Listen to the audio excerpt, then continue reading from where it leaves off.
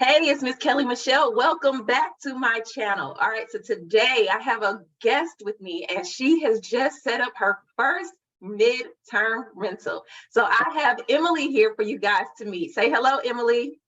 Hello, everyone. All right, so Emily is actually located in the Miami, Florida area, but she decided to set up her midterm rental in Rochester, New York.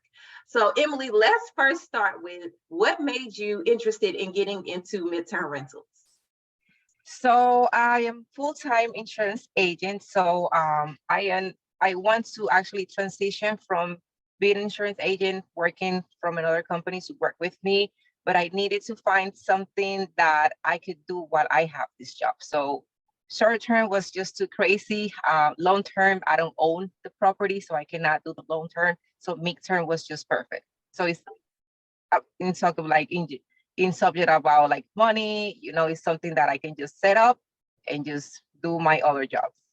Okay, cool. So you currently have a full-time job and you work long hours. How many hours do you work a week or a day? So right now, from October 15th to December 7th, is the AEP, which is the annual enrollment period where everyone is enrolling in new Medicare plans. If you have an employer, you actually have the option to enroll or disenroll on a plan. So it's just crazy. So I'm working from 10 to 12 hours a day.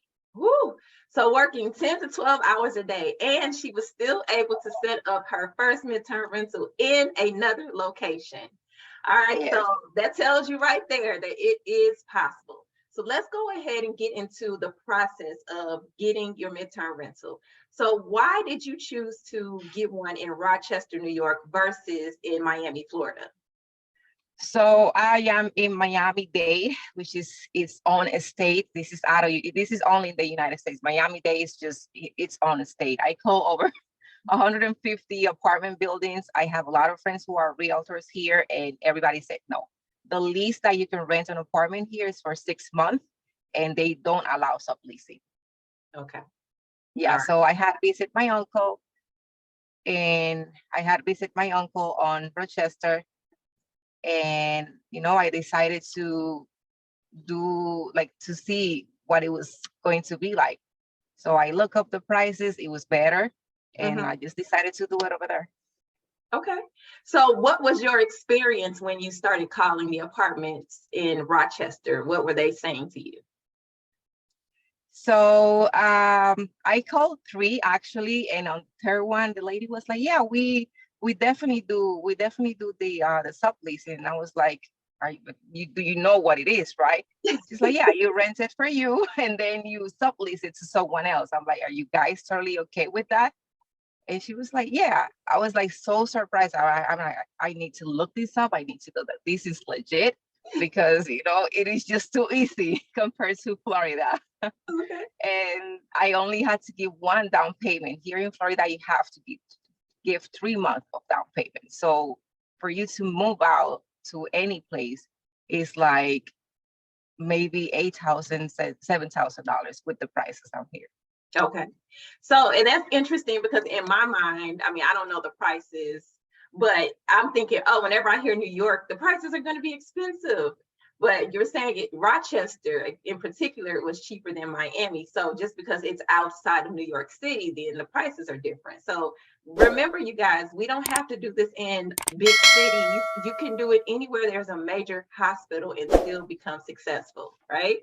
Exactly. All right, so Emily, let's talk about how did you go about setting up your property and what was that process and what did it look like since you were remote? So I traveled to Rochester on July. I gave the down payment. I went to meet with the lady, so I could see the apartment. She also wanted to meet me so that she knew I was like a real person operating a legitimate business because it is under my business name. Mm-hmm. And I gave the down payment. The apartment was supposed to be ready on August 1st, but it wasn't. So I had to actually come back on August 19th.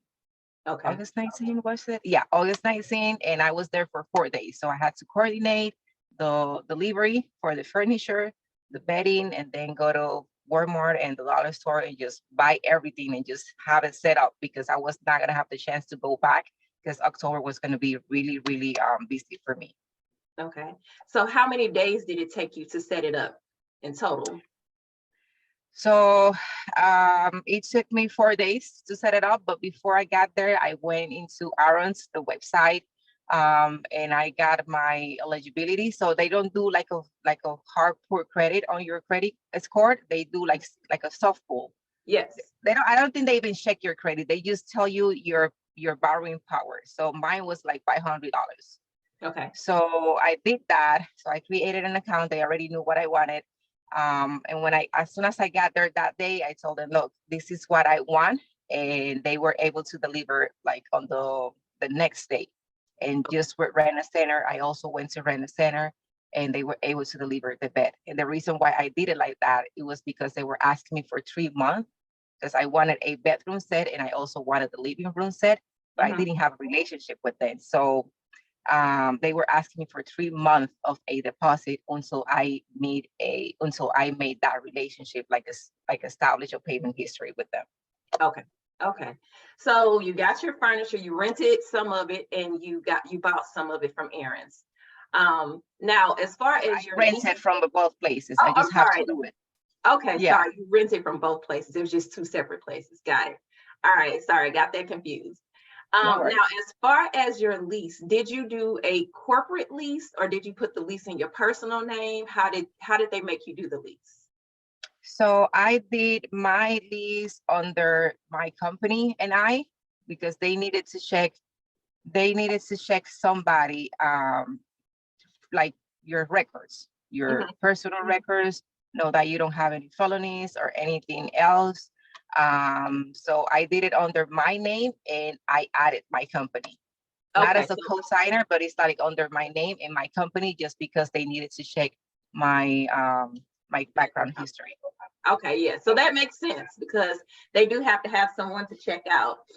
All right, so now tell us, what did it look like when you were setting it up? Did you have help? Were you by yourself? What was that process? What did it look like? Was it stressful or what? No, it wasn't stressful. It was super fun. I was still working because since I'm remote, I could work from any other state. Um, as long as now I'm not over there more than 30 days because then I have to get the life insurance license from that state. So I was still working, but I have I have like a half schedule. So as soon as I got out from work, I would go to Walmart and just buy whatever I had to, or my cousin came and picked me up. He had Friday off. He came, he picked me up. I'm super bad with addresses. I don't I don't do well with addresses. So he came, he picked me up. I definitely had help. He set up the TV stand and then I set up all the other stuff, but he took me around. Okay. So how much do you think you spent total just on setting up the property? So I will say $1,500. I went to Walmart and that was like $500. I went to the dollar store to buy the cookware, the bedding set, the bathroom, the furnace and everything. And that was another $500. And then the down payment for the living room set and which was like 120. And then the other down payment for the bed, which was like $50. So around $1,500, including the Okay. trip. And that is awesome because that is very, very low to set up a property. So I am happy that you were able to set it up for $1,500. So let me kind of point out a few things to you guys. This shows you that you can set up and get started in this business, at any range. If you have a little bit of money and you want to get started, you can do that. If you have a lot of bit of money, you could definitely get started, right? So it doesn't matter. You can always jump in and get your midterm rental started and set up. But you just grow from there. As you make your money, you continue to scale and grow. But just get started, get out of your own way and make that first step, right? And that Yeah. that was pretty good because I remember you sending me messages like, I'm looking for a place. I found a place, like, now Yeah. I'm setting it up, and you kept me updated I on the was whole process. determined. Listen, I need to get out of this 9 to 5 thing. I just need my time back. And if I can live on what I make on this, full-time job, I know I can live on what I make these midterm rentals, and I do have other licenses and all the stuff that I can do. But this business is good because you're not competing with other people on Airbnb. You have to be super competitive, like your decoration have to be on point. There is still a lot of stuff missing in the apartment, but these nurses, these traveling professionals are not looking for that. They're just looking for a place to crash that have the, nice things, but nothing like too crazy. Right, right. So if you have the basic necessities that they need, and as long as it's clean and comfortable and close to their hospital, that's what they're looking for. And it's in their price Yep, range. And that's it, right? absolutely. So Yeah. let's go over the booking process. You got your property up and going, you got it listed. So what happened once you listed the property? How soon did you get a booking? Okay, so I was freaking out when I got the property because I will see the leads. The They didn't match my requirements. So I was like, so what is it? I had to go furnish finder and make sure, hey, is my listing visible to other people? They were like, yeah, it is. I'm like, do you have any recommendations or anything? Because I'm not getting anyone, like what's going on? So I had it at $2,500. So I had to lower that down to 2,000 just to be competitive. And I'm also new in the platform.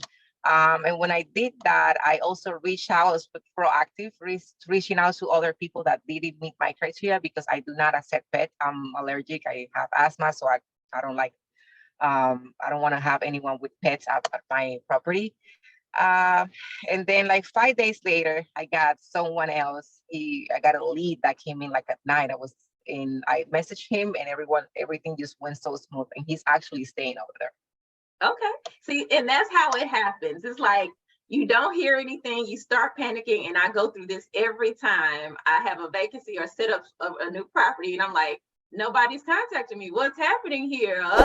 And then As soon as he contacted me, I had like two more that I wanted to say like two because you have the leads of people that submit just a general like looking for a place to stay, and then you have people that directly want to stay at your property. right. So I got two of those. So the people who actually send you a message to say they're interested in your property, those are booking or demand messages, like booking request Yeah, messages. booking inquiries. Yeah, I got two of those after I said yes to the nurse that's staying at my house right now. And that's how it happens. As soon as you get one, then you'll start getting multiple. And you're like, now I got to turn people away. And what happened, like a couple of days ago, right? Exactly. So it took you 5 days to get your property booked, and that was awesome. So I'm just like, congratulations once again. I know I've already said it, but I'm so happy for you. Okay, so Thank now you. let's talk about profitable. Like, October is when he really moved in, correct? Yes, so I had to So, give him a prorated amount. right. Okay. So when did you become profitable? Are you profitable this month, which is November? And then if so, how much is your profit? So I became profitable in this month, November. On the 1st, I got my rent money. It felt really, really good. So I paid the rent, which is $1,200. Let me just break down the numbers. $1,200 of rent. That's what I paid. I pay for the Wi-Fi, which is high speed Wi-Fi. That was like $58, and then I had to pay rent a center for the bedroom set, which was like $58. Okay, and what So about out of that, so out of that money that I collected after I paid rent and utilities, and living room set, bedroom set, I got like $650 for me. okay, so $650 profit. That is really good. So that's just one property. Now imagine what that's going to look like when you continue to get more and more properties, right? So let me stop here and ask you. You just talked about the numbers and how you broke it down, what your profit is. How has it been managing the property from long distance, and like what are some pros and cons around that? So the only thing I will tell you, and I actually came across one of your videos that said that if you are doing this in another state, you need to at least have someone that lives there that can, help you in case of an emergency. I had to overnight the package, like the key to his house here in Florida, because he's also from Florida.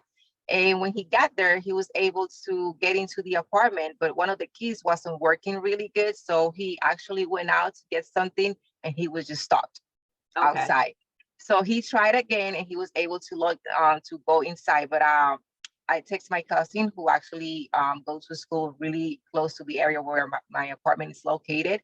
And he was able to get out of school and when he was done and go to the apartment and give the guest the original one of the key sets that I had left him, and he Mhm. helped him out with that. Okay. So So that is the only thing. You need to have someone, a company, a cousin, a friend, someone that can help you if that happens. Because he got there like on a Tuesday after office hours, so he couldn't find anyone else. right. So basically, that came in handy. So if you're going to do something remote, make sure you have a person who you can depend on to be there and put their feet on the ground to run around and do something if you need it in case of an emergency. So how Correct. are you going to handle like your cleaning and your maintenance and those things? So since the guests stay over, 30 days and up, they do have to clean. I do make sure I send them a text, hey, the garbage is in the back. Just make sure that you get it out regularly. Don't leave any garbage over there. And when they leave, what I do is that I hire someone in that area and I text my cousin so that they can coordinate and hit the key, he can let them in, and, Okay. do a cleaning every time a guest leaves the apartment. Okay. All right. So if you could give any advice to people who want to start a midterm rental in a new location or a different location, what advice would you give them? Because I get a lot of questions around people who want to do the same thing you're doing. So what would be some advice and tips that you would give? I would say get started, like get a company, get your company structure. Start calling out once you have that called out, and just make sure that your property is in the area where there are hospitals, because this is not for entertainment. This is not for people who are in vacation. So just make sure that you look for apartments that are close to hospital, school, college, university, whoever you're going to rent to, and just get started. I mean, get started with the basic. If you can't have a two-bedroom apartment, just get started with a studio. You will get people who will want to stay in the studio. That's it. Okay. Just get started, get to work. It will work out for you. Yes, and I know Emily, you got the my master class, the I did. acquiring a property master class, and that helped you Yep. out as far as finding your properties and knowing what to do and what to say. Yep. So that was very, very helpful in making progress and moving forward, right? So just Hmm. get started, like Emily said, get out there. I have tools and resources available for you guys to definitely say, okay, I'm confident enough to go out there and find a property and go get started that way. Yeah. Even your freebie is like coming across, because it never occurred to me to rent out the furniture rather than just buying it, because I didn't want to be in a position when I had to pay 600 here, 700 over there to get the furniture, and I wasn't even renting the property, because that's another thing. We ran into a delay. And I'm like, oh my God, it is not a sign for you guys to quit. It's just something that would happen, Mhm. especially now that it's really hard to get people to do the work. I don't know what they're doing, but it's really hard to hire people. And I was like, oh my God, what is this? But as soon as the apartment was ready to go, I got a tenant to be rented, to be like in the property and get profit. Yes, yes, and already profitable in your second month officially. Yes. Yes. And so now let's talk about your goals. What I know you want to continue to grow, right? You're enjoying the process. You understand, what you need to do now. Do you plan on getting more in Rochester? Do you plan like what are your plans and what are your goals? Let's just say for 2023. So I got approved already for another apartment. I should have that other apartment up and running, but since we got that delay, it didn't happen. So I am going to get another apartment. I'm just waiting for it not to be so cold to go and furnish the apartment. Okay. It's so cold over there. And for me to get over this AEP season where I work these 12 hours a day. So I'm going to get at least 4 more over there so that I have 5. And I do want to go to another state like Colorado or even Texas, like near the US border. you do get a lot of nurses and a lot of people that want to stay there for like a month or 3 months. Okay. Okay, cool. So you already got a plan mapped out. So do you have a number as far as how many total you want by the end of Yes, I need 10. 10? I need 10 in total. Yeah, just 10 in total to be able to like be profitable, pay my stuff, and I still have money left for me. So what would you consider your minimum profit? Like regardless of where you are, what city it's in, what is the minimum you want to make The minimum I want to make is $600 on each property? Okay. on Yes, each so that property. works. That works. Cool, Yeah, cool, cool. All that's right. why I Well, need 10. go ahead. I said that's why I need 10. Yes. 10 so you could quit working those 12 hours a day. Yes. Because I don't know how you do it. I know I wouldn't be able to. Well, in January, I go back to my regular schedule, which is 9 to 5 or 9 to 5:30. But right now, but even so, it's a lot of hours like locked away in my home office. It's sunny here in Florida. It's always summer, and I want to be out there. Yes. And not only that, you have a husband and children. So it's Mm-hmm. not like Emily is just a single lady out here working and that's all she has to do. No, she has a family to take care of. She has a job and she was able to set up a midterm rental in another city. So you can do it. It's I'm possible. also a vending machine operator, so I have that, and I haven't been able to like have more because I just don't have the time. Okay. So once you free up your time, then you can grow that business as well, right? See, Mm-hmm. this all goes together. This snowballs. Just you got to get started. You just have to. Yes. Well, thank you so much, Emily, for allowing me to interview you and to tell everybody about your experience with your first midterm rental. And I wish you much success in the future. Okay. Thank you. Have a great day.